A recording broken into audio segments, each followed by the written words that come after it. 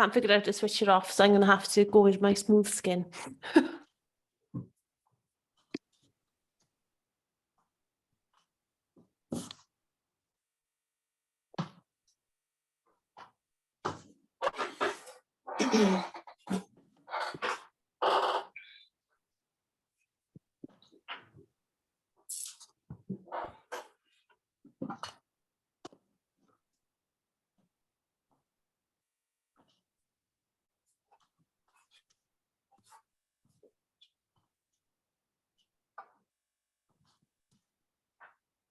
That's much better, Mike. We can see you now. Okay. Hello, Dennis. Hello, nice to meet you. Nice to meet you too. So, to be honest, my English is not as good I wish. So it's really hard to communicate with you. I'm Probably, sure your sounds English is better than our Ukrainian.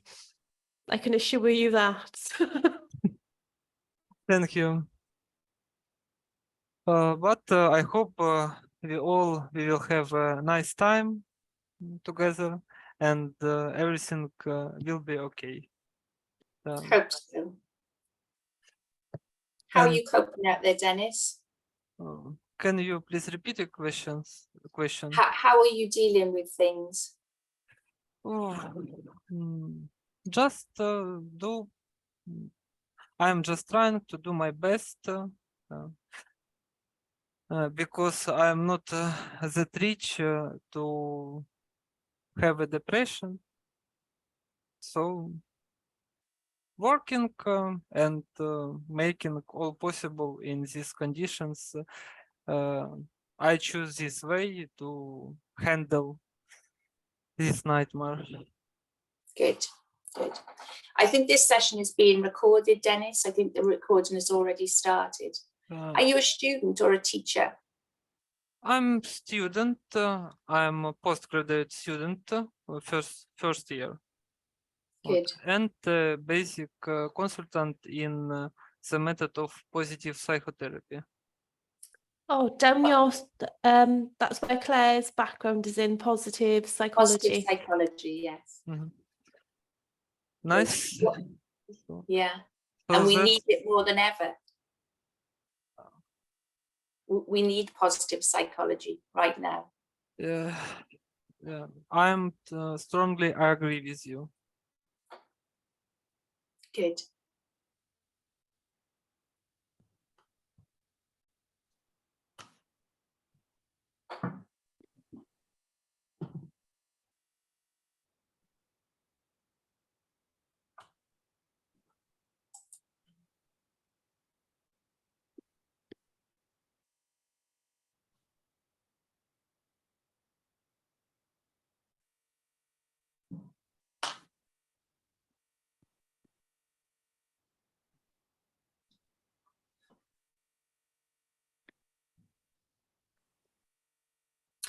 Should we turn off the recording until? I don't know how to do that. I think it might be an automatic. I think it is, yeah. Actually, I've just looked. I think it's automatic. It's a good job I wasn't singing.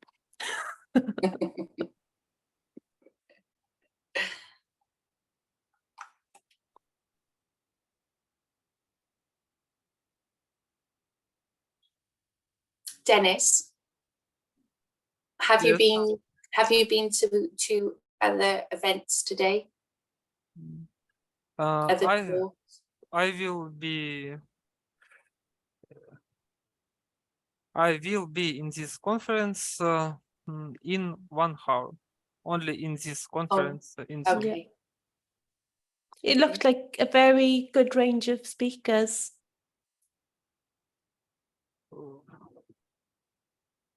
Can you please repeat the question?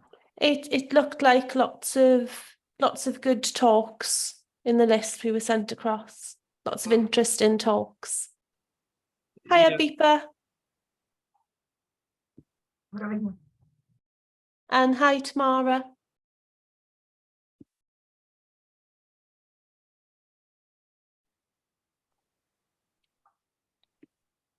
I think we give it a couple of minutes, Claire, isn't it? And start probably Yes, shall we just wait? 35 minutes? past, yeah? Yeah. Yeah. Welcome, Pavlo.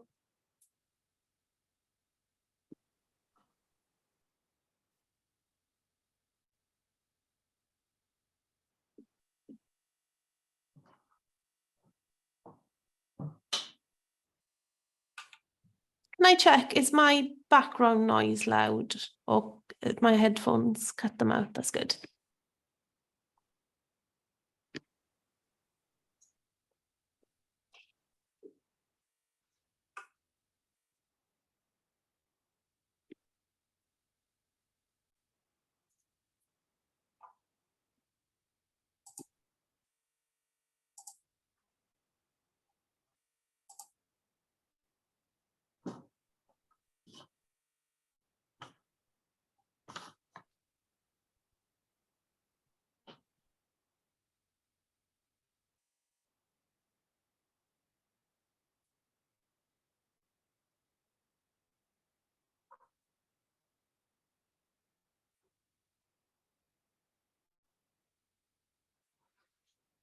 Good afternoon to everybody joining us.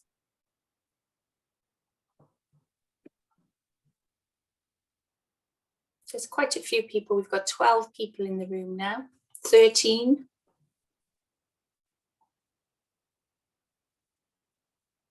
Hello to everybody coming in.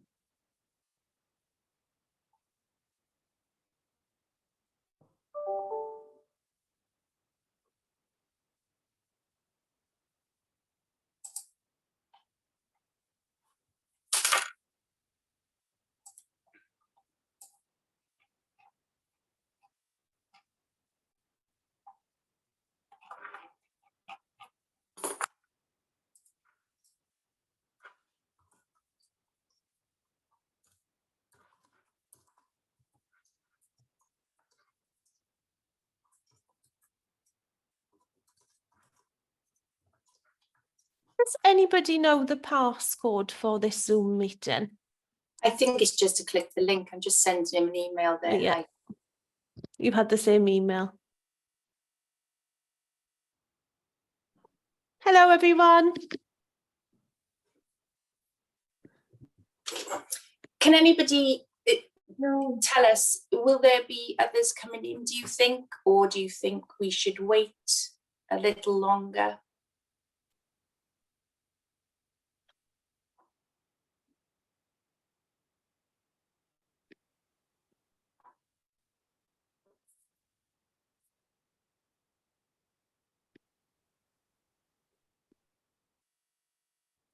Oh, thank you, Dennis. I will send that across now.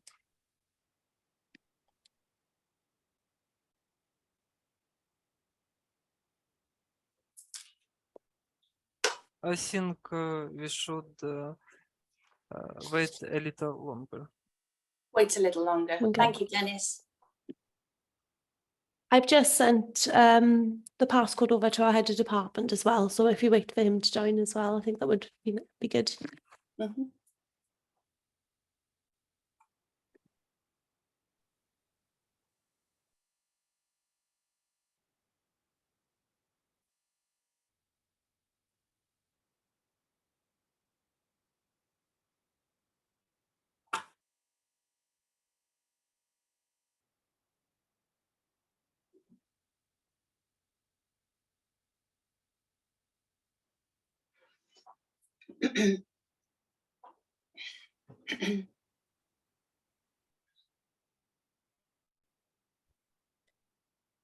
Денисе, не виходить підключити презентацію, чи що там сталося?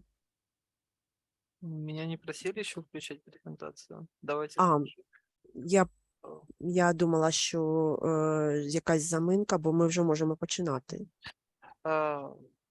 Tatiana asking about presentation, what was prepared for this conference. Should I turn on or? Yes, if you Yes. have the slides there, that would be great. Yeah, I have slides on English and in Ukrainian translation. Brilliant. Okay, just Hiya, give 1 Declan. minute and I will turn on. Thank you. Hi, everybody. Just before we put the slides up, maybe we should start to introduce ourselves now that Declan's in the room. First of all, we'd like to say a really big thank you for the invite to come and join you today to present the work that we've been doing in Cardiff Met. It's a real privilege to be with you all this afternoon. My name is Dr. Elmi-Glennan, and I'm from Applied Psychology in Cardiff Met University.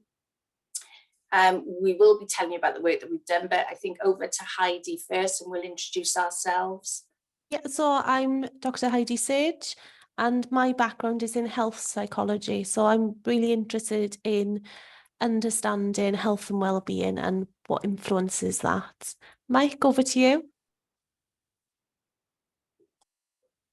Hello, thank you so much.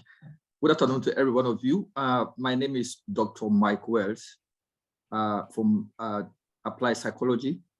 My background is working with basically refugees. So I'll be talking to you later about intervention component of helping refugees and asylum seekers. Thank you. Thanks, Mike. Declan? Hi, guys. My name is Dr. Declan Collington, and I'm the academic team lead for the psychology department at Cardiff Metropolitan University. And I'm just here really to support the team and support the conference. Thanks, Declan. Thank you, colleagues. May I have a word?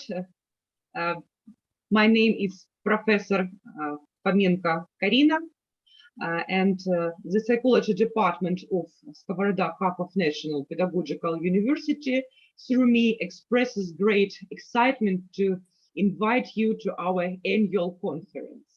This year we celebrate 90th anniversary of Kharkov Psychology School, and I am very pleased that we have an opportunity to share with each other our professional experience. Hope that it will be the beginning of our further friendship and partnership. And now I can give you the floor to your speech. Let's start. Thank you very much. Thank you very much. Thank you.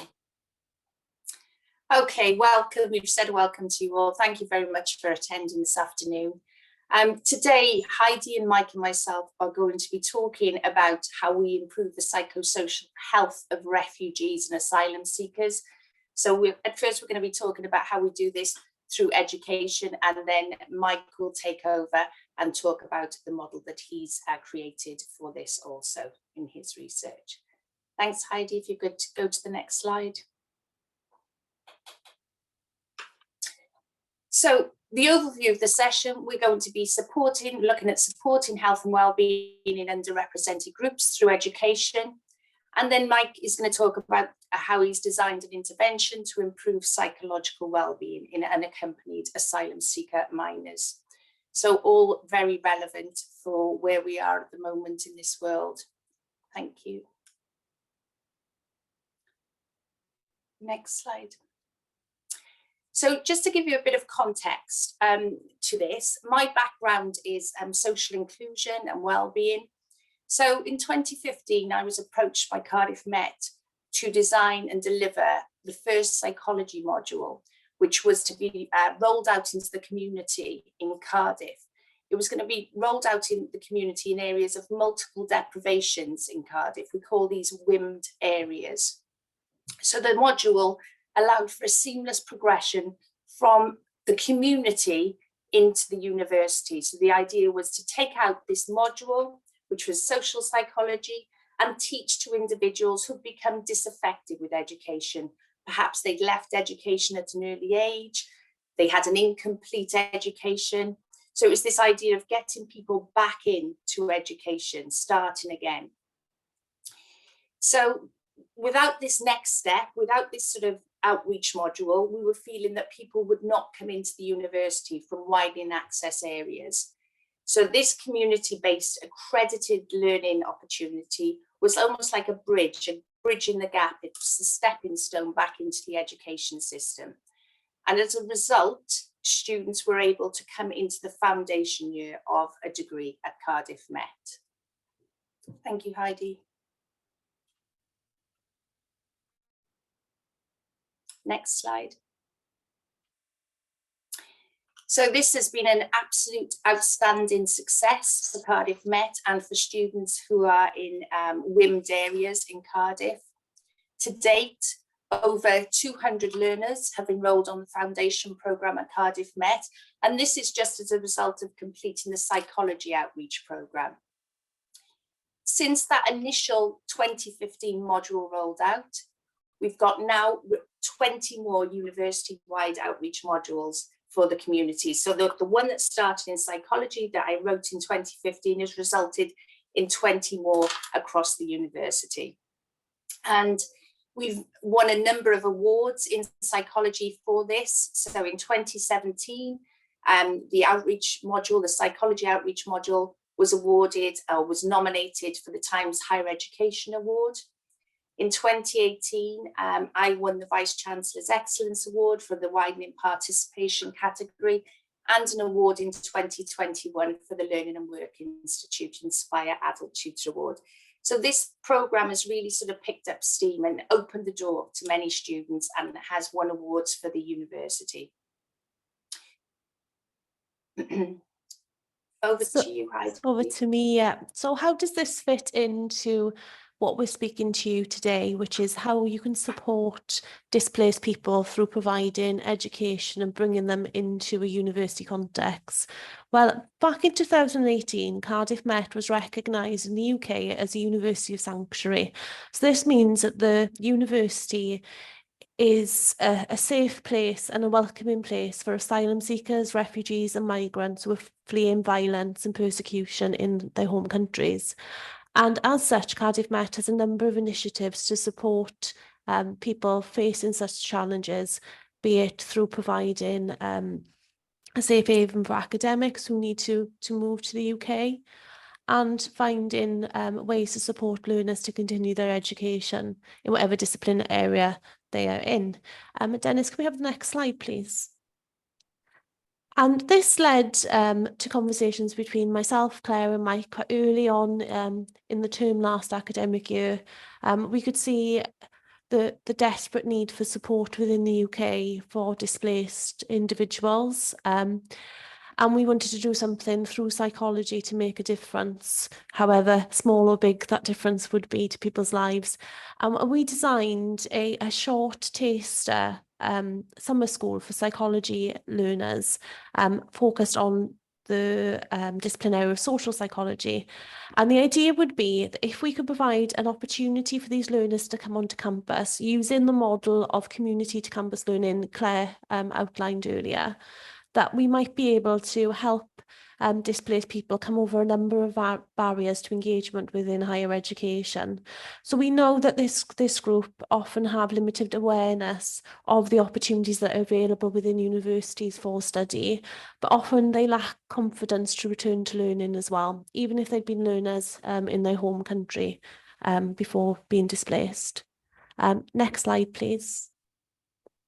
So what we did back in July this year now, it feels like many months ago, we had the wonderful opportunity to bring 10 asylum seekers and refugees who were based in Cardiff to Cardiff Met for 2 days. And myself and Claire, as well as other people across the psychology department, we thoroughly enjoyed the experience of delivering learning to this wonderful group of asylum seekers, the majority of which had come from Afghanistan. So what we did during this time is the first day was focused on introducing what psychology is as a discipline area and how we use research within psychology to build knowledge. And we tried to kind of allow these learners to experience the different areas of psychology. So I talked about health psychology, Claire talked about coaching and positive psychology. we had Declan came in and talked a little bit about his experience in sports psychology as well. And the second day then we focused in on learning about a topic area we thought would be particularly relevant for displaced people, which was the psychology of stereotypes, prejudice and discrimination. So we did a day-long workshop on this topic area and then finished that day with a brief mindfulness practice as well. Next slide, please.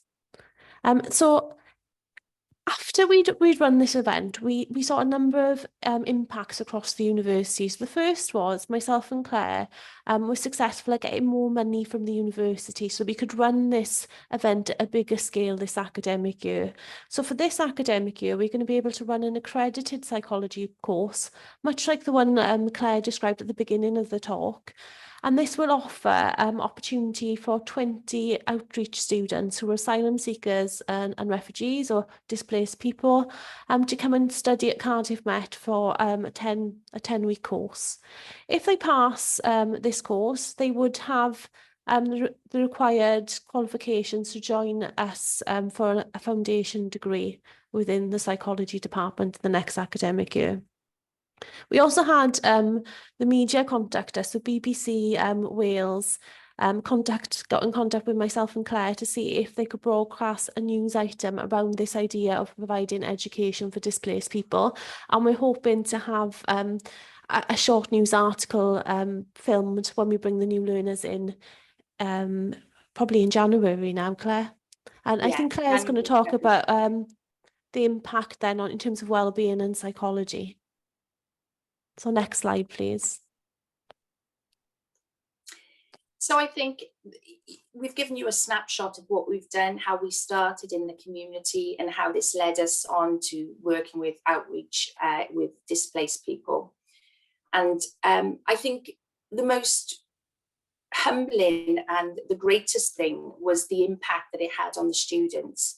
And we did teaching for 2 days, and whilst we enjoyed, Heidi and I really enjoyed the teaching, and then members of the team came in and did their teaching, we didn't really have any understanding, or had little or limited understanding of how those 2 days really impacted the learners. And we had some psychology students, master's students, who were facilitating the day as well.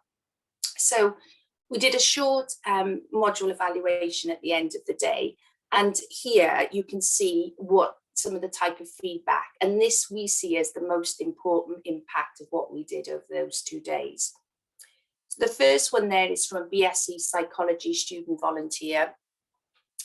And you can see that if you read that, it was a pleasure and an honour to meet and spend time with such lovely people who have faced and still face great adversity and yet continue to move forward in life. Personally, it was a rewarding experience to make a connection, have dialogue with and learn from people from other cultures, and to also feel that I was contributing to something positive in other people's lives. The 2 quotes that come after that are from the learners. And I think the first one is, shows that how grateful they were to do this for the 2 days and how grateful we were for them to come in for those 2 days to do it, to step outside and come to us. I think the last quote is particularly powerful. We know the person that this came from, and he was very engrossed in the 2 days, really enjoyed the experience. He was a wonderful person. And it was just that coming to the end of the day and him writing this, saying it felt important. And you know that when we're in academia, we talk about the impact of research. We talk about that often. We have standards that we have to reach for research. But to me, if we're talking about impact and the role that we should be doing as universities, we should be stepping outside the university and taking our research and taking education out to people. And I think felt important, 2 words, it just sums up how important education is to people and how it makes people feel. I think that was Heidi. We discussed that, didn't we? And yeah, it was the most important thing for us, that impact. But what we're going to do now is we're going to move on to Mike, who's going to talk about a psychosocial intervention that he has already been working on for asylum seekers and refugee minors. And Mike will give you the context to that. Thanks, Mike. Your microphone's off, Mike. Thank you, Clara, for that. Thank you for reminding me. Okay. Well, as I said initially, my background is in applied psychology, and I focus on social inclusion of refugees, asylum seekers, and migrant population, underrepresented population, social inclusion. So I actually did my PhD at Cardiff Met University here, Cardiff Metropolitan University, that look at the experiences of unaccompanied asylum-seeking minors in the United Kingdom. They came from Middle East, Africa, and Southeast Asia that sought asylum here alone. So after I did my PhD in that, I was fortunate enough also to get a grant from the British Academy to further research poverty among asylum seekers. That is, what can psychologists do? What is the psychological perspective on poverty as experienced by asylum seekers and refugees? So at the moment, I'm a fellow, research fellow of the British Academy at Cardiff Metropolitan University, working basically with asylum seekers. So what I'm going to be doing now is to give you a context of this population. I will start first and foremost by doing some explanation in terms of the definition of migrants, forced migrant, asylum seekers, and refugees. We need to know the differences between those terms. People use them interchangeably, which is not good. Then also I will talk about the experiences of child and adolescent asylum seekers, especially unaccompanied minors that I worked with when I was doing my PhD. Then I'll also talk about the psychosocial intervention, to enhance their resilience and also support their integration. Next slide, please. Okay, so we are quite aware that in the last 5 years in Europe, there have been forced migration, not only in Europe, but globally. Global migration have increased, forcefully displaced person. You look at the statistics from United Nations, 2020 alone, you had 82.4 million people that were displaced, forcibly displaced. And I think the current crisis in Europe has added more to these statistics. These were the statistics in 2020. And as of 2022, that number should have skyrocketed with the current event in Europe. But then among that population of forcefully displaced people, you will see that we have 26.4 million are refugees. So what I want to do right now is to try to distinguish between migrant population and refugees. It is important for us to know that these two populations are not the same. When we talk about migration, there is no legal definition of the word migrant or migration. It involves people moving voluntarily or involuntarily. A migration has been history of mankind. So we talk about forced migrant or forcefully displaced people are people who are forced to move within their country or cross international border for various reasons. Again, there is no legal definition regards that. But in terms of refugees, there is a specific definition and legal term attached to refugees. So refugees are not really forced migrants per se, and they are not migrants. So we have to know that refugees are fleeing because of persecution, war, violence, and there are legal terms attached to it. you know. So when you say you are a refugee, there is a convention that protects you from persecution. Next slide, please.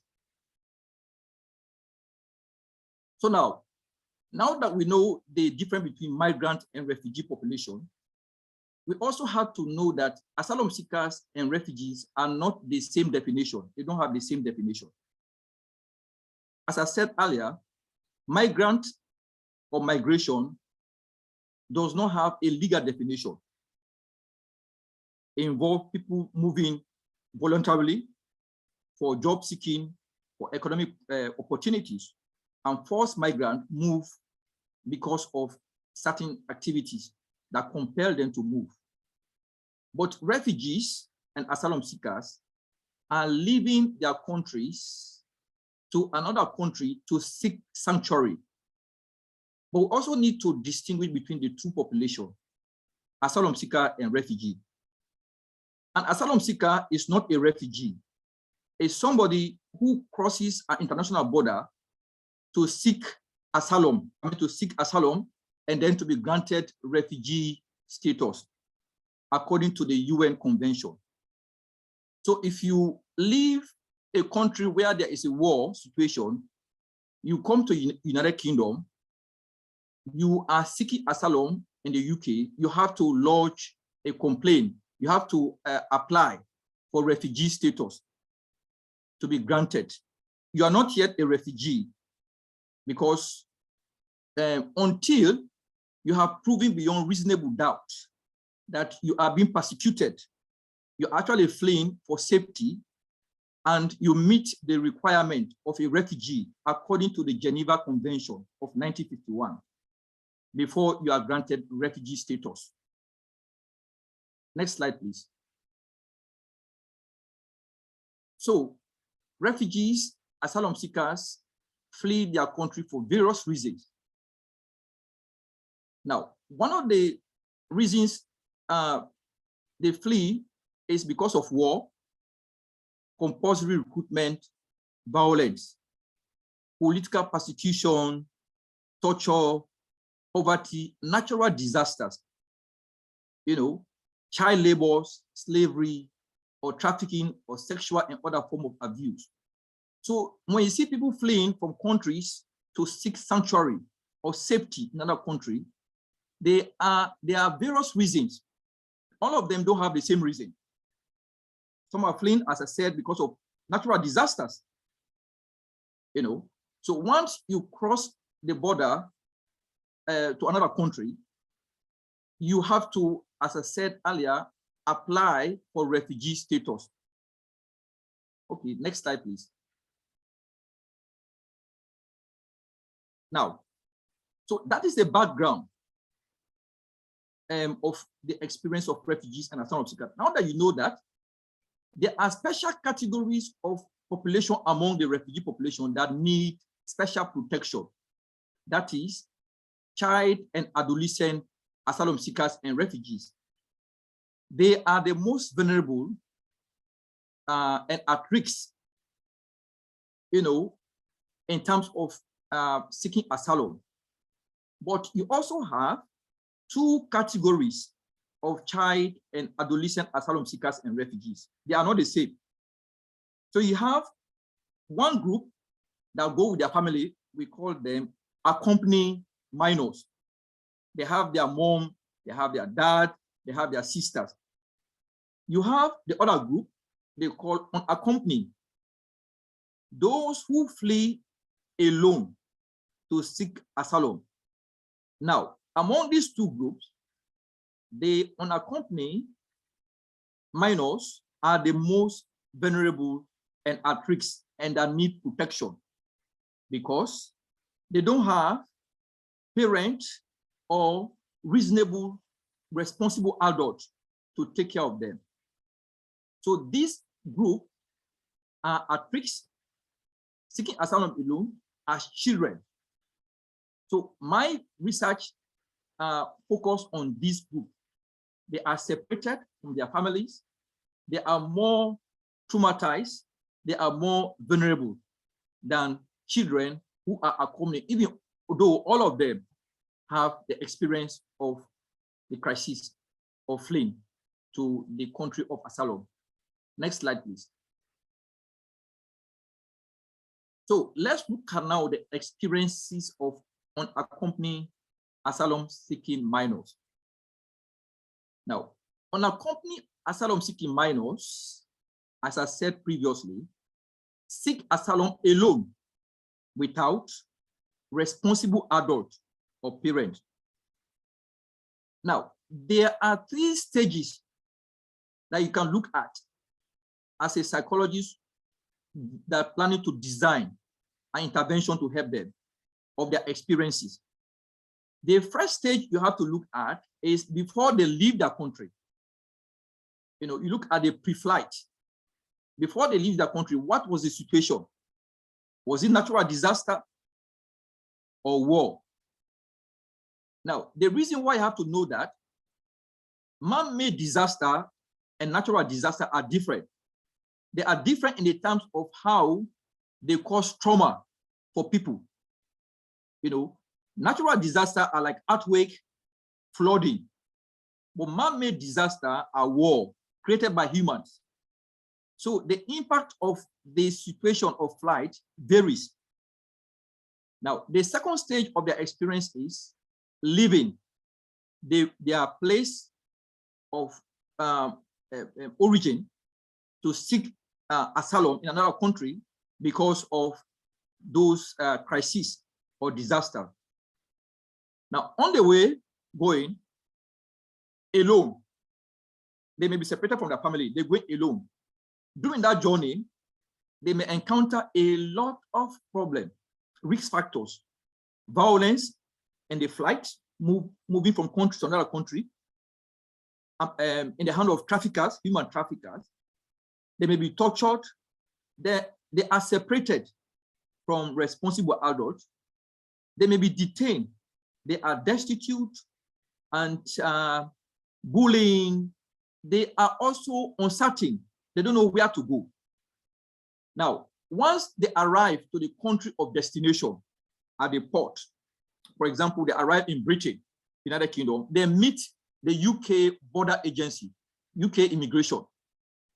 Then immediately they have to lodge in their asylum claim before they enter or cross the border to enter United Kingdom.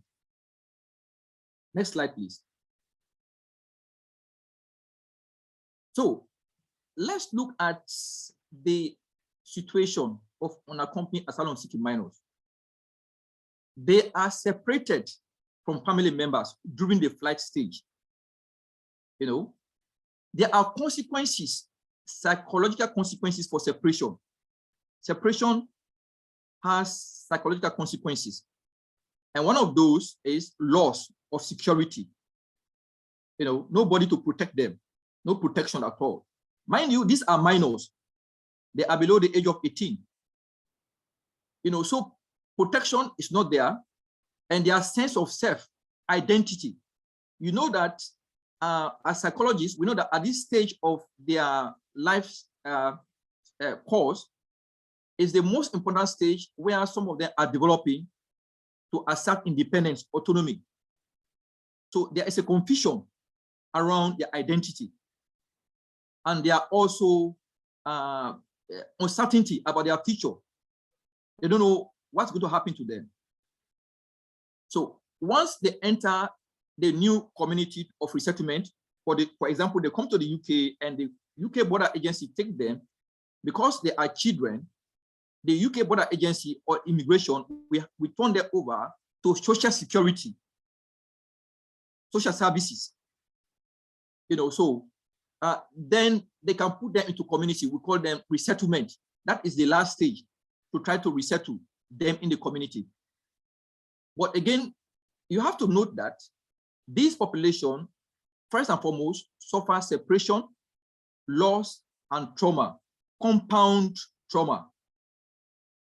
Now, because of these experiences of psychological distress, some of them develop psychiatric disorders, post-traumatic stress disorder, depression, anxiety, and grief. So because of this, we consider them as vulnerable group. Next slide, please. Now, this is their state when they enter the new community, where they want to be integrated, they want to take on new life. So in the United Kingdom, once unaccompanied minors have proved beyond all reasonable doubt that they are asylum seekers, they will go through the application process, and social service have proven that these ones, they are below the age of 18. Social service have their responsibility. They take care of them, they provide them protection. But then, as psychologists, we ask ourselves, how do we intervene? How do we respond to youngsters who have come in our community? They are traumatized, they have advanced childhood experiences, they suffer multiple psychological distress, you know. So how do we respond? How do we help them? How do we intervene? What are the psychological interventions to help them integrate, to function? Because these young people are different in terms of experience from the young people they meet in the country, the native young people of the same age group, because of their experience. Now, there are several interventions available, psychological interventions, and there are two approaches to help them. You have clinic-based service in the United Kingdom provided by NHS, National Health Services. They have child and adolescent community health services, mental health, you know. So they have intervention like cognitive behavioral therapy. Trained clinical psychologists help them to function using these various modalities, treatment modalities, psychological treatment. So cognitive CBT, testimonial psychotherapies, you have narrative exposure therapy, you know, all this clinic-based intervention to help them.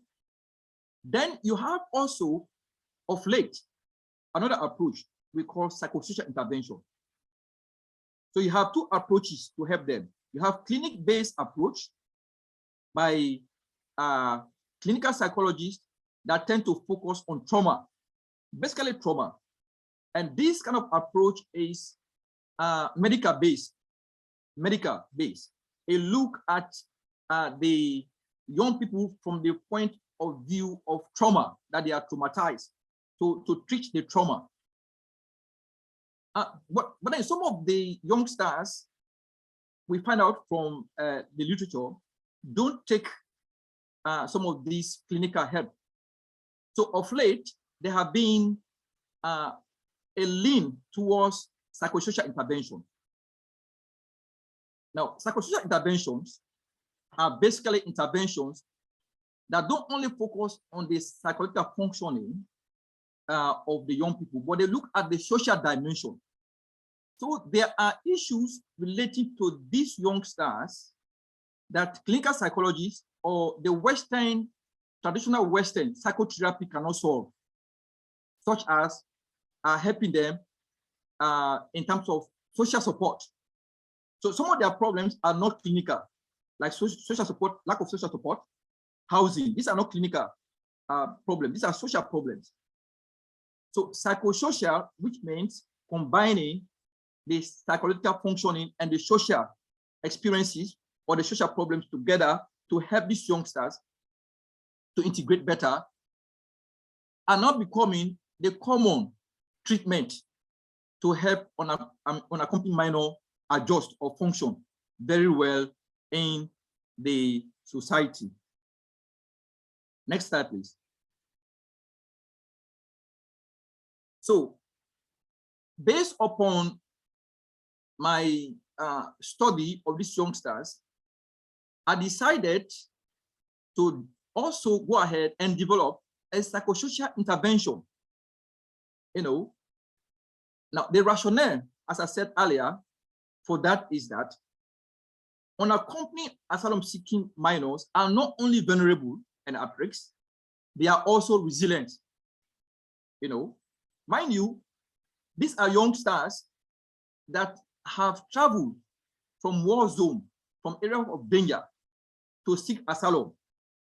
So they exert agency, they move, they are resilient. So what about resilience? They have come across odds and adversities. They have coped.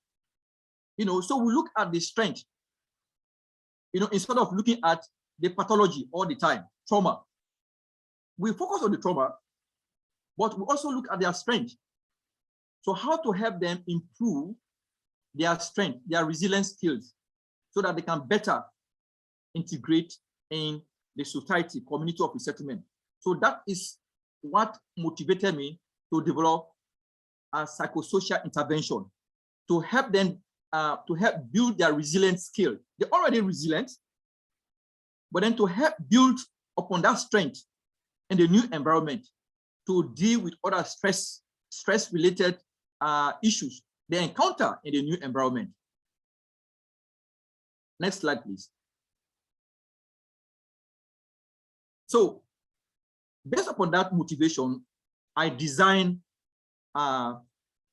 this psychosocial intervention I call TP, taking part. I mean, encourage them to take part in the intervention, in the treatment modality you want to create for them. So I developed a manualized protocol underpinned by psychosocial theory of learned helplessness. Mind you, as psychologists, when you are developing an intervention, you have to ensure that your intervention is theory-based, you know, and also because of my study, my qualitative studies and other literature I study, I use my knowledge to inform the design of this intervention. Now, this intervention, I call it a medium intensity intervention. So in the UK, when you are developing intervention to change behavior, you have three types of intervention. You have the lower intervention, lower intensity, medium intensity, and high intensity. Lower intensity are just brief intervention that will help frontline workers to determine the cause of a problem and how to help clients. You know, and medium intervention are intervention that have protocol, you know, and involve somebody who is skilled in developing it and delivering it to help the client to integrate or to function better, you know. And it have, because it's medium, you have some time to deliver the session. So for this intervention, I deliver it 2 hours over seven weeks. Now, the component of that intervention were two components. I look at the cognitive skill, which is psychological, based upon CBT. Then I look at the social skill. So it's two components, psychosocial. Psychological component, looking at the cognitive aspect, the thinking, how the youngster think. You know, some of them think very optimistically. They have good perception about where they want to do. Some people think very bad, negatively. So you want to train them in positive thinking, positive psychology, you know. So that is the CBT component. So the other component is communication, relationship, and adaptive skills. This is social skills that they need. You train them in that, how to communicate, how to be assertive in the new environment, how to make friendship in the new environment, you know, adaptive skills. So I combine these two, first sessions. We have 7 sessions, train them in it using this method of delivery. We use role play, small group discussion, you know, short stories and games. These were the modes I use to train them to build up their skills, to adapt in the new environment. And we did this for 7 weeks, I had 30 of them. So, I mean, I actually had 15 that took part in the study and 15 that did not take part in the study. So I did what we call a pragmatic randomized control trial to find out whether this intervention is effective at the end. You know, so 15 of them attended and 15 did not. The 15 actually just got the normal support, standard support. But I have to talk to all of them at the beginning of the intervention. So I use an experimental study, per se, to find out the effectiveness of this intervention. Next slide, please. So as you see on the screen, this was the manual, you know, that I developed. So it's a manualized intervention. Medium intensive intervention, they have manualized protocol. So you have the protocol that you follow, you know. So my director of studies, when I was doing my PhD, and my academic team, they saw this protocol and they helped to reverse it. We use it and we tested it. So the protocol basically was underpinned by theories. So as a psychologist, before you develop an intervention, your intervention should be informed by theory, cognitive theories, attributional theory, basically, for this one. So I trained them in cognitive skills and participation and social skills. At the end, I evaluated my intervention study, and I found out that there was maximum effect. I mean, it was feasible. So that intervention was, in fact, the manual was in fact adopted by the Welsh Refugee Council. They were using it to help asylum-seeking minors, to train them to better integrate in the society in Cardiff. So that is what we do as psychology, group-based psychosocial intervention to help them. So as I said earlier, to sum up, how do we help the young people who are on our company? Is two approaches: clinic-based and psychosocial intervention. Clinic-based intervention are basically Western psychotherapy delivered by clinical psychologists in the clinical setting. But this kind of approach actually focuses only on trauma. But that is not all about the asylum-seeking minors. They have other experiences, so it's not only about trauma. They are vulnerable, but they are also resilient. So you look at the social dimension, not only focusing on the trauma, focus also on the strength. So that is where psychosocial intervention coming in. Psychosocial, combining the psychological and the social experiences of the youngsters, which the clinical psychologists cannot solve. They can't solve social network problem, housing for the young people, how to improve their coping skills. No, that is not the parameter of clinical psychologists. So once we combine this, you know that they will be in a better position to integrate in the community of resettlement. Thank you so much. Thanks, Mike. Thanks, Dennis. Could you stop sharing the slides now?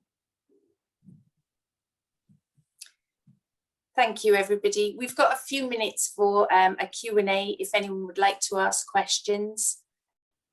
Just got a few minutes left. Thank you very much, our colleagues. And just one question about methodology of your psychological interventions. Maybe some words about testimonial psychotherapy. Yeah, okay. Thank you. Well, the methodology I use, as I said earlier,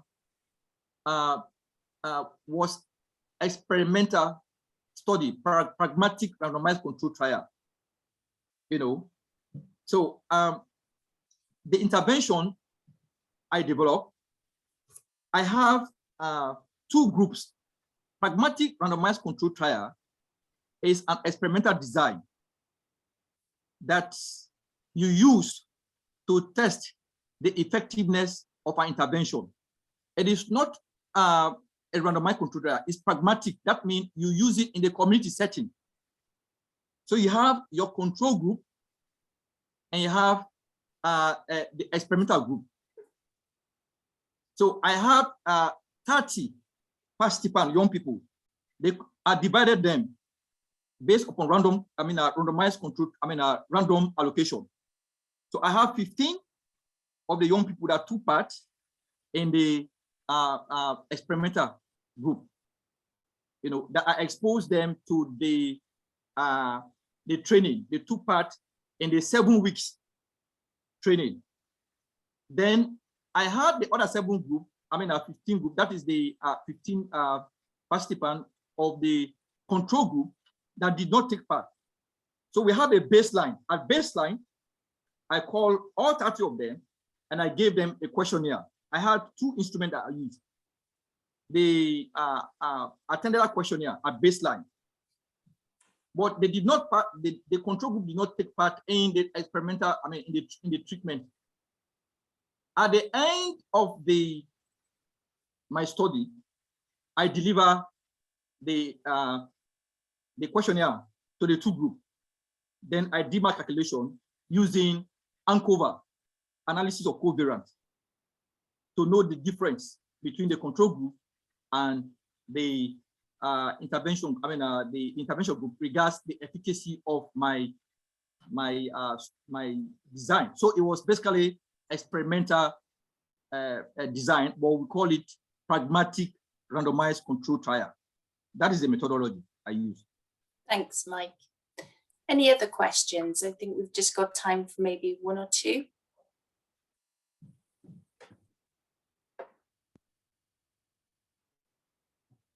It's probably worth noting that myself and Claire are planning to evaluate the impact, the psychological impact of the education programme we're going to run this term. We're going to take a slightly different approach. We're going to use, I remember, Claire, it was based on the PERMA model. So it's an assessment based on the PERMA model, and we're going to get our learners to complete that at the beginning and the end of their study with us, to see if there's any changes in reported positive psychology values. But we're also going to interview them to collect some qualitative data about their experiences as well. So hopefully that gives a grounding to allow us to run more of these type of educational or psychological interventions like Mike described, because we've got the evidence base and rigour to show it's working. Is something you wanted to add, Claire? Yeah, I think the interviews will add a different dimension, because we'll be looking at their lived experience, and we'll be doing using IPA to analyse those interviews, interpretive phenomenological analysis. So yes, so we've got Mike with the more experimental approach, and then we're going to be going in with the qualitative approach as well. Did that answer your question, Karina? Thank you, colleagues. I think that's all of our questions. We received your publications in our Herald, and looking forward for your new investigations and new articles. Thank you very much. We'll be sure to send it to you once we do it. Any final questions? Okay. Well, I think as we started at the beginning by thanking you for inviting us, we'd like to finish by thanking you again. It's been a great experience for us, and I hope that you've enjoyed what we've been talking about today and found some use in it. I think we're all coming from the same sort of page, that education is really the thing that does help people. It's that positive aspect to people's lives. So we need to keep pushing that and working with people who are often disconnected from education for one reason or another. Heidi, did you want to say anything finally, or Mike or Declan? Just a big thank you, as Claire said, for inviting us to share our research and our passions with you today. Our contact details We've provided them with you, so if anybody has a question but doesn't necessarily want to ask it over Zoom, feel free to send us an email and we'll respond via email as well. But I know we've got some students joining us today as well, so good luck in the rest of your studies. Yes, yes. And if there's anything that you think that we could work together with or work together on, that would be interesting as well. So please do keep in contact. Declan, is there anything you'd like to add? No, just similar to what Claire just said there. Thank you so much for allowing us to contribute to your conference, and we hope that we will have more interaction in the future. And Mike, I think we'll give you the final words. Oh, yeah. He's No, I lost mean, the words. You said it all. You said it all. You said it all. Thank you so much. You said it all. Okay. Yeah. Thank you, everybody. Good evening, everybody. Hope the rest of your conference goes well. Thank you. Goodbye. Yes, best of luck. Thank you.